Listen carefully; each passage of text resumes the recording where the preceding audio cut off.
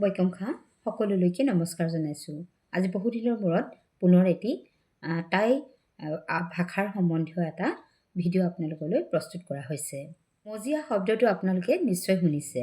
মজিয়া শব্দটো আমি অসমীয়া শব্দ বুলি আগৰ পৰা ভাবি আহিছোঁ, কিন্তু মজিয়া শব্দটো প্ৰকৃততে টাই আহোমৰ শব্দ হয় আৰু এই মজিয়াৰ উচ্চাৰণটো জিয়া এনেকৈ উচ্চাৰিত হয়।